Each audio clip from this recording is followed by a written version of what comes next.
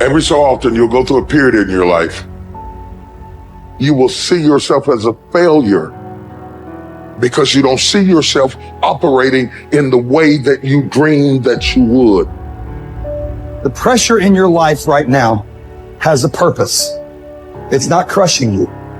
It's pushing what's on the inside of you out. It shows you who you are. It's how you find out what's on the inside of you. I want to remind y'all of the power of the mind. You can think your way into stress. You can think your way into misery, frustration. But if you change your mind, it'll change your life. You just have to decide in your mind what you want it to be. You just have to wake up. You just have to break that negative spirit. You have to break through. There is nothing more practical than developing a vision. It's not some pie in the sky exercise. It's without a vision, you're chaotic and fragmented and hopeless and disappointed, and someone can stop you just by putting up a single obstacle. You're a house divided amongst itself. You have no forward movement. You're not enthusiastic, and that's to be filled with the Spirit of God, by the way. And your life is a sequence of disappointments and frustrations and tragedies, and you're a leaf blowing in the wind. And that is not what you're called to be. That's not what you're called to be. You're called to be a visionary constructor of the paradisal vision. Really, that's who you are. Terrible as that is to apprehend, we already will lose everything we have to lose. Right? We're all in this game, man. So there's, whether you want it to be this way or not, you are betting everything on your life. You don't know what you've got until all hell breaks loose. You don't know what you can take until the pressure is applied to your life. You don't know what you can endure until people stab you in the back and walk away from you. You don't know how much courage you have until you've been under fire and under struggle and under tribulation. Just as nature takes every obstacle, every impediment, and works around it, turns it to its purposes, incorporates it into itself, so too, a rational being can turn each setback into raw material and use it to achieve its goal. You can make anything very tough for yourself, or you can do anything playfully. There is nothing really tough or easy. It is the way people experience it that something becomes very tough or something becomes a joyful process. If you make light of yourself, life will never sit heavy upon your heart. It will be light. But you think too much of yourself, everything will become difficult. Sitting, standing, somebody looked at you like this, so much difficulty, isn't it? Somebody did not look at you, so much difficulty. This is because you have made yourself bigger than what you are. You have ideas about yourself, exaggerated ideas about yourself. If you become too serious about who you are, then everything becomes difficult. If you carry yourself lightly, then everything is with ease. There's two great words of antiquity everybody should learn. Here they are, one's positive and one's negative. Here's the positive word from antiquity. Behold. That's the positive word. Behold the possibilities, behold the opportunity, behold the future and give it design. Behold and look at the chances you've got. Behold, spring has come. Behold, the day has arrived. And the sun is shining and the shadows are fleeing away. Behold, the next person you can meet might be your friend for life. Behold, the next person might be a colleague forever. Behold, that's the positive word, behold. Now, here's the negative word. Beware. Beware of what you become in pursuit of what you want. Beware. All of our lives we have to deal with behold and beware. When a kid goes to school, it's behold the opportunity and beware the dangers. Behold and beware. So beware of what you become, pursuing what you want. Some things I went for in the very beginning cost me too much.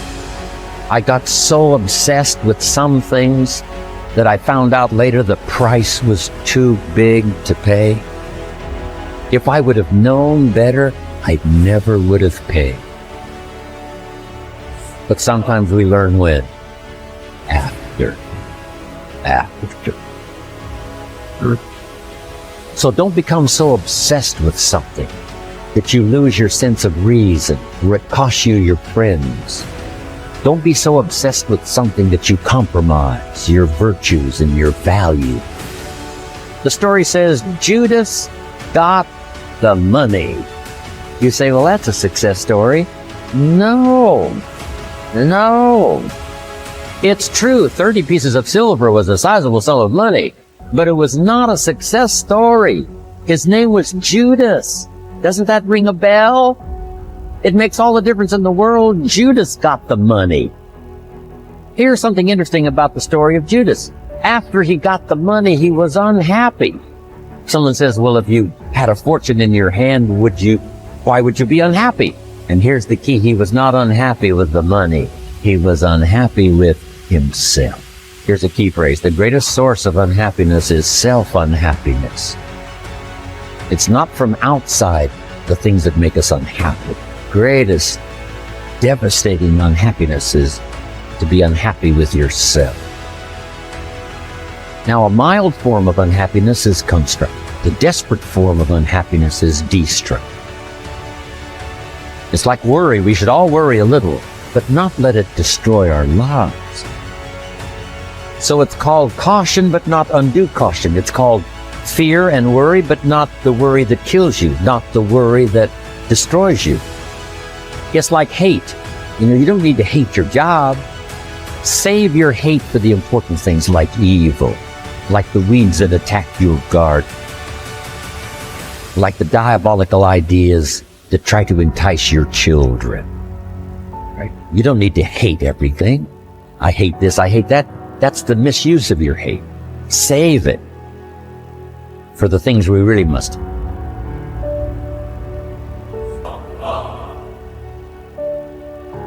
How long are you going to wait before you demand the best for yourself and in no instance bypass the discriminations of reason? You have been given the principles that you ought to endorse, and you have endorsed them. What kind of teacher then are you still waiting for in order to refer your self-improvement to him? You are no longer a boy, but a full-grown man. If you are careless and lazy now and keep putting things off and always deferring the day after which you will attend to yourself, you will not notice that you are making no progress, but you will live and die as someone quite ordinary. From now on, then, resolve to live as a grown-up who is making progress, and make whatever you think best a law that you never set aside. And whenever you encounter anything that is difficult or pleasurable or highly or lowly regarded, remember that the contest is now. You are at the Olympic Games. You cannot wait any longer, and that your progress is wrecked or preserved by a single day in a single event. Success is both a journey and a destination, isn't it? It is both the steady, measured progress toward a goal and the achievement of a goal. Success is an accomplishment, whether it be great or small, and it's an understanding of the potential and power of an entire human life. Success is an awareness of value, and it's the cultivation of value through discipline. It can be tangible or intangible. Success is a process of turning away from something in order to turn toward something else. From no exercise to exercise, from candy to fruit, from not investing to investing. Success is responding to an invitation to change, to grow, to develop, to become, to move up to a better place with a better vantage point. But most of all, success is making your life what you want it to be, considering all the possibilities, considering all the examples. What do you want for your life? That is the big question. Remember, success is not a set of standards from our culture, but rather a collection of personal values, clearly defined and ultimately achieved. Success is your better life for you, the design you give it, the dreams you accomplish. Making your life what you want it to be for you, that is success.